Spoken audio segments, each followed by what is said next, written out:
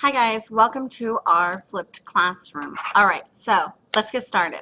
We are starting in on the end of the Republic. We just finished talking about the Punic Wars, and during that time the Roman Republic was dominant. We're now transitioning from the Roman Republic over to the Roman Empire. All right, well, how does this happen?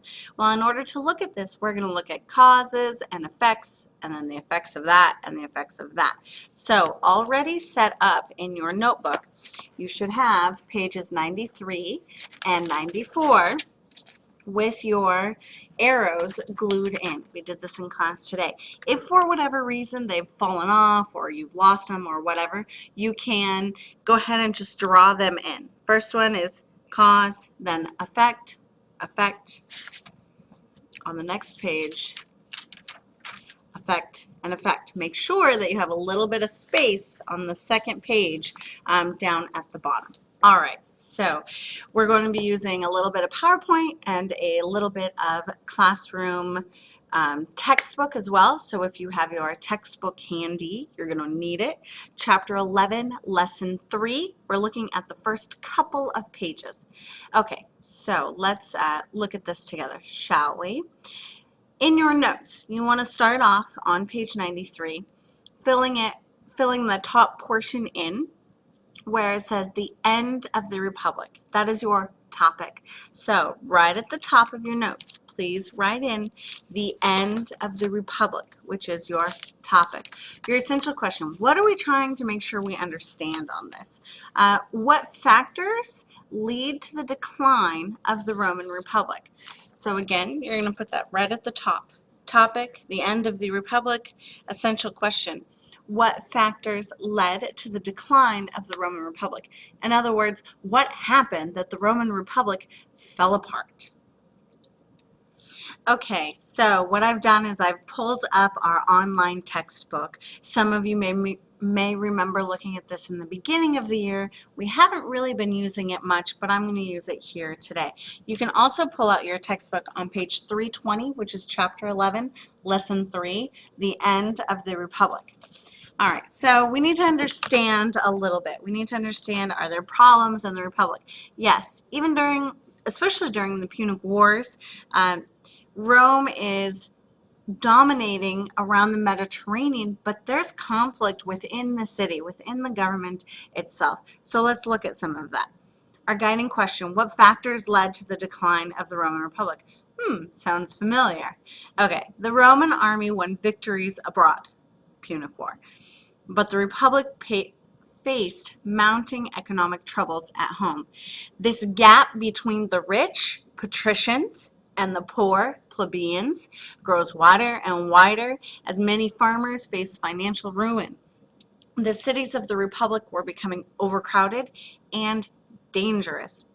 Statistics show, right, the more people you have in one place, the higher amount of danger and crime, less food there is available. This is what's happening in Roman cities at this time.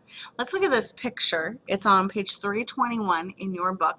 This is a carving into the stone. It shows that artisans, so average workers who create things, artisans, felt farming was important to include. Farming is an important activity, so much so that the Romans they desire to include it into their artwork. All right, should be a good indicator. All right, so let's see about this gap. All right, so Romans, the rich and the poor. Most Romans were plebeians, who farmed small plots of land. The plebeians made some political gains in the Roman Republic, but they lacked real power. This is key here, right? Power was still held by the patricians, the upper class, made up of the Senate, and served in key government positions. They also managed Rome's finances and directed its wars. In the hundreds BC, farmers began to fall into poverty and debt. Why? Can you guess? Many small farmers neglected their fields while fighting in Roman wars. Others had their farms destroyed by the Carthaginians during the Punic Wars. Now the farmers did not have crops to harvest, as well as a result, they couldn't pay back loans they owned. Okay, so here's what happened. You have to start with some seed to plant before you can harvest, right? So they go ask a patrician, can I borrow some money to buy some seeds? They do that. Well, after Hannibal coming around and rampaging for 10 years. Remember, Hannibal rampages the Italian peninsula. He burns crops, farmers, innocent farmers' crops, destroys cities. People are displaced. All this stuff happens, and it highly affects the Roman farmers. Now they can't pay their debts. What happens when you can't pay your debt? Well, for Romans, that becomes an issue. All right. So small farmers, they could not compete with the wealthier Romans who owned something called a latifunda. Okay, so we're going to pause here on this word. This is a large farming estate, all right? We're going to come back to it in just a minute, but let's go back to our PowerPoint. So what are the causes as of so far? As the Roman Empire grows through the conquests of the Punic War, wealthy Romans, they take the land that's been captured through war. We can also add to these that they start to take the land of the poorer farmers as well. But let's see if that comes up in the effect, shall we? So if you need to, make sure you pause the video so you can get down this cause. I'm going to keep going, so let's keep going. The effect of this, well, farmers, they fall into poverty and debt. While fighting for the Republic, they neglect their farms, so they have to go off and be soldiers, remember? Some farms are destroyed by the Carthaginians, already talked about that, and many are unable to pay their taxes and their loans because they don't have any crops. What's the effect of that? Let's keep going. Well, the poor farmers, they have to move into the city to find work. Okay, let's pause right here, go back to our book. Farmers, they could not find jobs on the farms. They would go to the wealthy Romans who have larger estates, but they wouldn't give them jobs. Why? Because the jobs went to the thousands of prisoners captured during the Punic Wars, as well as other wars. Wealthy landowners didn't have to pay wages to slaves, obviously. Instead, they use their money to buy more land to add to their large farm. Pretty soon, small farms, small family farms that we could think of, they're out of business. All right, so let's make sure our notes are getting updated. I'm on the third effect arrow right down here. Poor farmers, they move into the city. They need to find work somehow and support their families. Most are not able to find jobs because the prisoners of war, the prisoners that have been brought back from war, they're taking the jobs. Or they just don't have the skills to do a job in the city. They just don't know how to do that work. Let's keep going to the next effect, all right? Wealthy Romans, what do? Well, they buy up the small farms and they combine them into their large latifundas, okay? These large farming estates. Please make sure you highlight or underline or circle or bold this word as it's incredibly important, okay?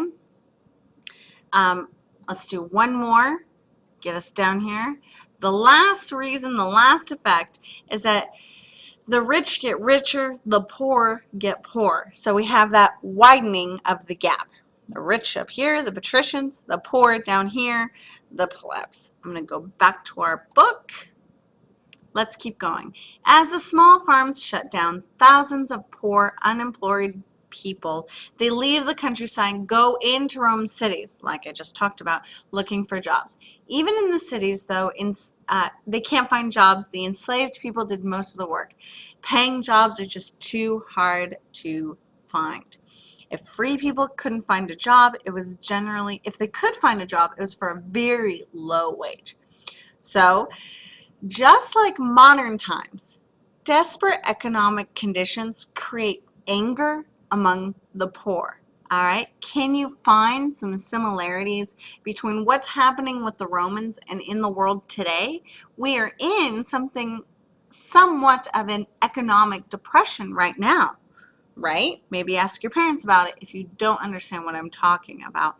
But there's definitely some unrest. I have a hunch some adults that you know are not pleased with how much they get paid for their job. Similarly, the Romans, they didn't like how much they were getting paid for their job. Desperate economic conditions created mounting anger among the poor Romans. Roman leaders worried about a rebellion, rightfully so. To prevent a revolt, Roman leaders began offering cheap food and free entertainment. Numerous Roman rulers used the policy of bread and circuses to acquire, to gain, or to stay in power.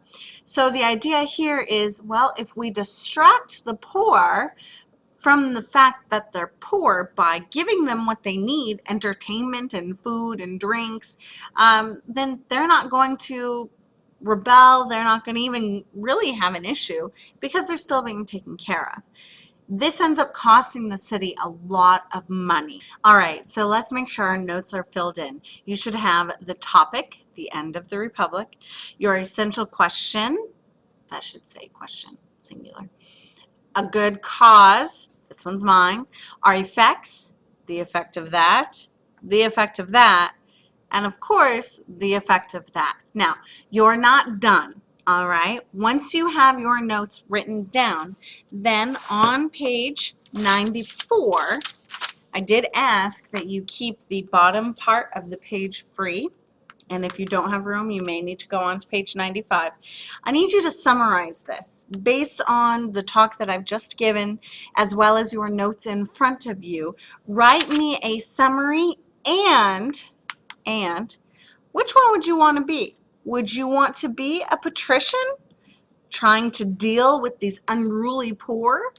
Or would you rather be someone who's poor trying to, in this power struggle, trying to gain some control? So I need about a paragraph. A little bit more would be fantastic, but at least a paragraph. You're going to summarize, one more time, you're going to summarize this chart that you just created, kind of link some of these ideas together, and then tell me, would you rather be a patrician or would you rather be a plebeian? And why? You may want to rewind this video and go back to that list that we had, the patricians and the plebeians, all right, from the game we played, just so you can tell me, well, what do the patricians have or what do the plebs have that you want, and are you willing to deal with their problems? All right, so if you have questions, email me. Make sure you come in with this done Friday for class. I have a really fun Reader's Theater activity for you that I'm excited to do. Have a wonderful evening, guys. I'm going to wrap this up so I can get it published. Good night.